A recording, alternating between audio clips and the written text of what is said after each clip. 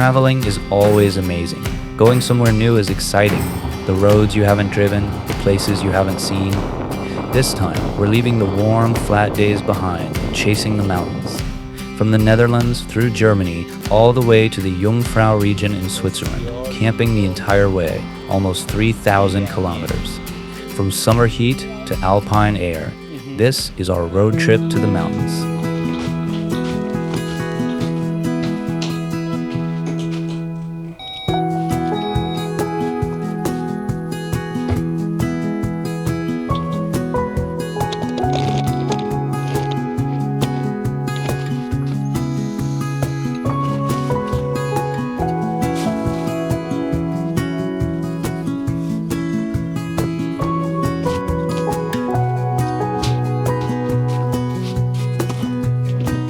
We passed the Netherlands, then Germany, all the way to Freiburg. Traveling with a baby is not easy. Every stop takes longer, every plan needs to change. But when you get there, it feels so good. فردا به سمت اینترلاکن میریم. اینجا دیگه نمیمونیم به خاطر اینکه دیر وقت و کم کردن شاید سخت باشه برای بچه.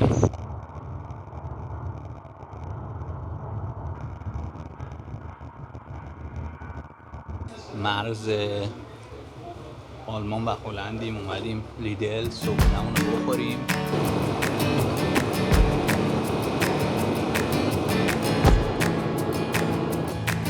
این هم جاده زیبا سمت دوستر.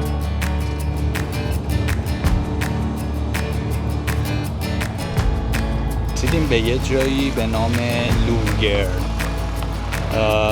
این یه دریاچه بسیار زیباست و یکی از بهترین نقاطی که میشه ازش عکس گرفت تو سوئیس. شما اینجا میتونید جاهای مختلف اینجا رو ببینید و این هم فضای دریاچه. Then Lauterbrunnen, cliffs rising on both sides, waterfalls falling straight out of the rock, the valley opening up like nothing we'd ever seen.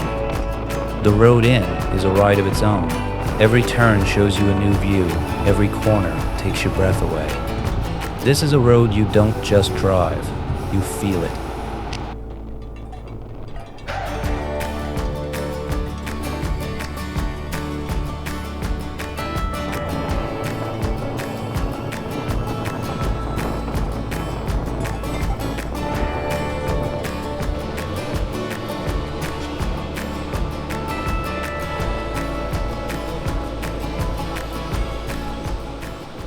اومدیم منطقه لاتربانن، منطقه‌ای که کوههای جانگفرا رو اینجا می‌بینید. آخرین نقطه‌ای که با ماشین میشه اومد و کوههای پر از برف و تو جولای میشه دید. پر از آبشار این منطقه و یه دره‌ایه که خیلی عالیه، خیلی خوشگله.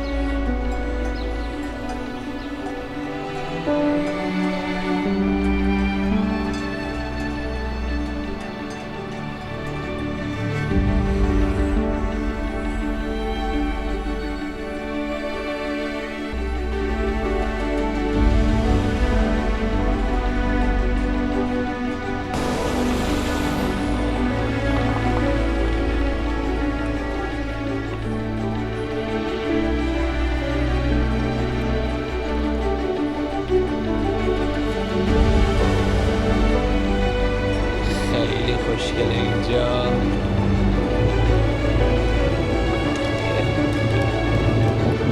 جانفرا.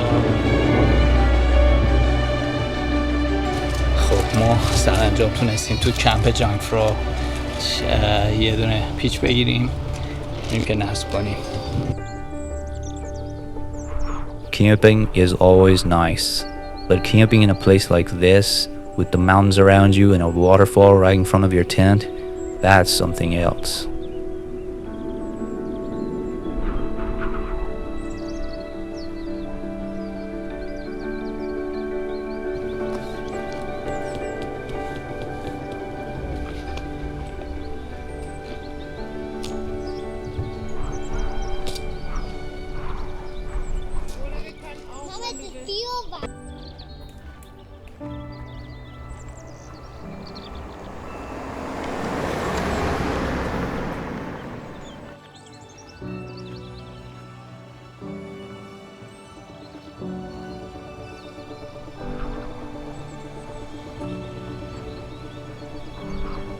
small wooden houses sitting quietly between the mountains, simple, beautiful, and full of charm.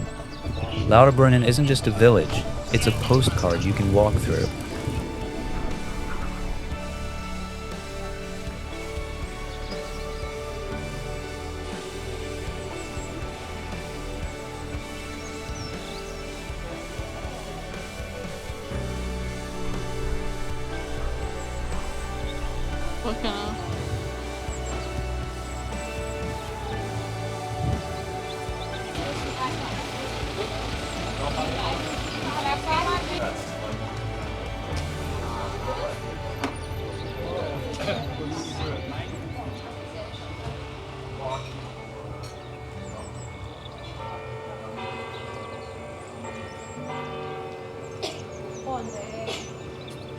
Was ist das? Bim Kharabe. Was ist? Graben. Nein, graben. Also, graben. Wir sind graben überall mit Wasser. یه خانم 85 ساله‌ای که تو شهر لاوتربرونن هستش زندگی میکرد. اینجا هتل نیست بلکه گفت پرایوت خودشه و بچهش و پدرش مادرش اینا اینجا زندگی میکرد.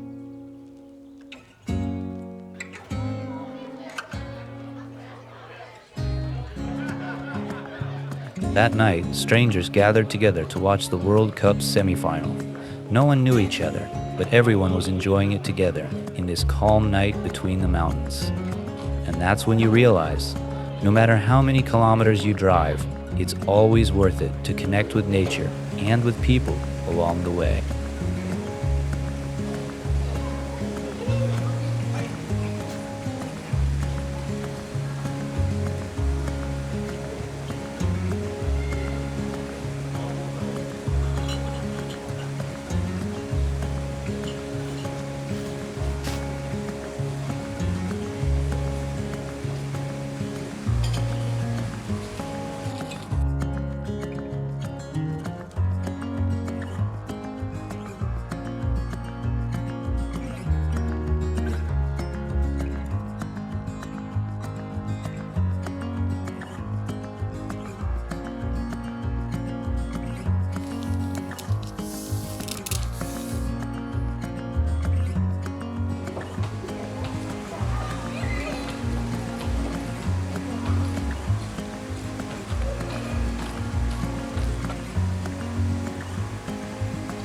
Down here, it was 30 degrees.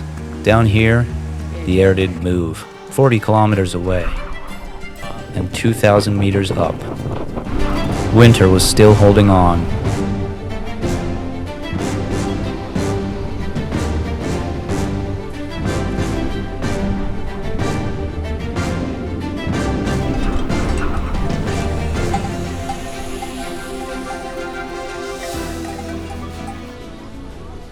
یه روز خوب دیگه در منطقه جانگفرا ما هم که صبحونه رو بخوریم و یک کروسانت یه کافی در این مسیر. آقا ما یه جا اومدیم این باند فروده. خب ورود ممنوع باشه اگه باند فرود بود. پشت سر من آبشار آچیباخ فالو تو سوئیس تو منطقه اینترلاکن میبینید. این آبشاری حدوداً 200 ساله است و نزدیکه پایگاه نظامی قدیمیه، ولی خب اینجا مردم میان رد میشن از اتوبان و به اینترلاکن میرن اینجا رو میبینن. برای وایسادن و یه عکس گرفتن خیلی جالبه، ولی خیلی قشنگه. بالاش هم یه کوه بلند هستش که اونجا قشنگه. این هم آبشار خوشگلیه که اینجا هستش دیدیم و اینجا تا ببینیم چی جوریه. سوئیس واقعا همه جاش قشنگه، همه جاش عالیه. وقتی که هوا هم عالی تر میشه. دیروز هوا خیلی گرم بود و وسطای جولایه، ولی خب امروز خنک شد. اینجا هایک میکنن خیلی و خیلی خوشگله.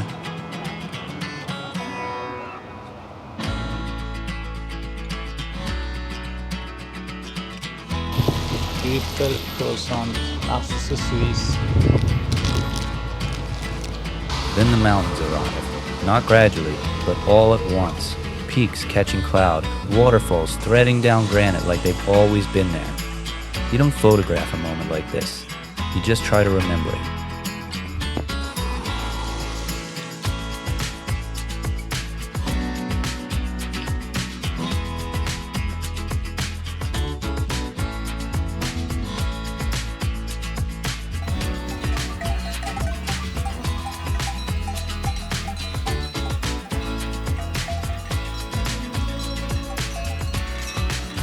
و این آبشارهای زیبا نگاه کنید، عالی.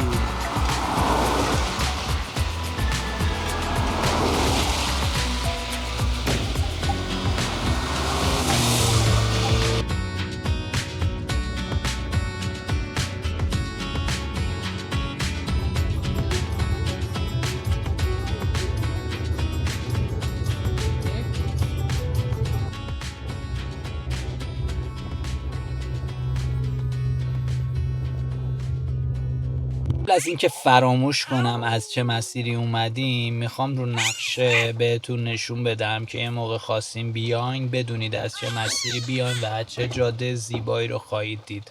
این مسیری که بهتون نشون میدم مسیری بود که ما اومدیم و خب بعضی موقع شما اینا رو اگه کسی بهتون نگه نمیدونید. خواستم بگم که اگر کوه دوست دارید و میخواین یه مسیر کوهستانی رو برین، مخصوصا تو هوای بارونی الان خیلی زیبا بود، به خاطر اینکه پر از آبشار بود، پر از کوهستان بود، پیچ و خم بود و لذت بخش.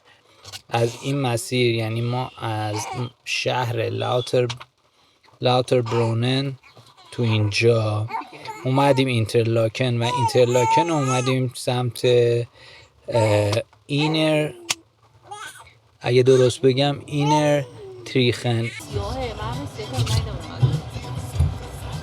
میخوای بیام جلو بشینم؟ خوابید مگه؟ آره.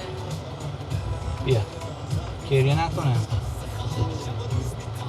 ازشون فیلم بگیر.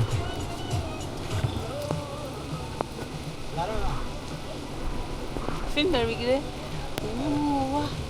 We arrived to Grimsel Sea and this Tottensee mountain road, and you will arrive to 2176 meter. And so let's see what is the Tottensee. Wow, it's quite windy and you will see the lake.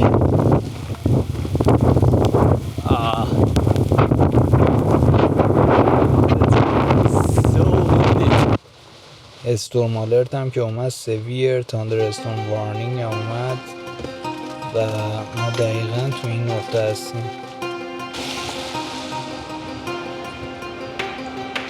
اینجا نگاه کنید تو ابرهای ما، تو 2100 متری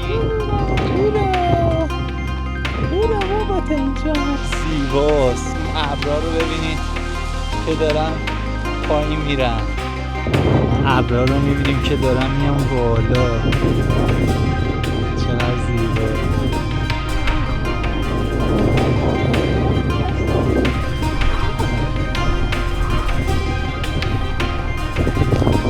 خیلی قشنگه. در 2100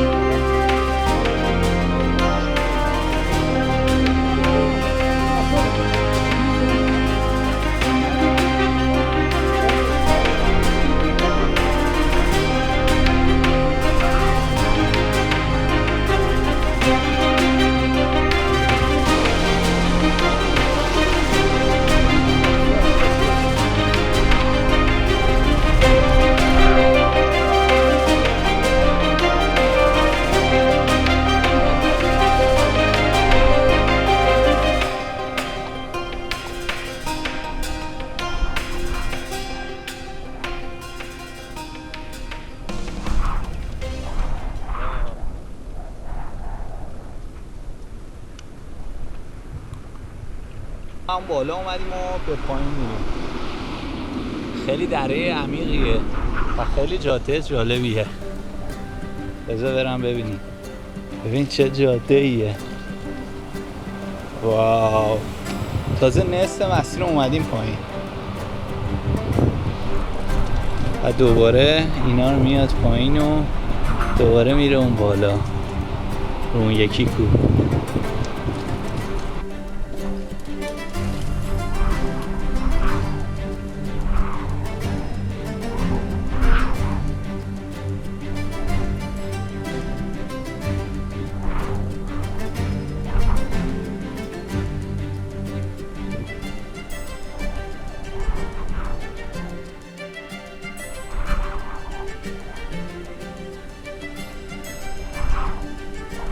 نگاه کنید اون جاده.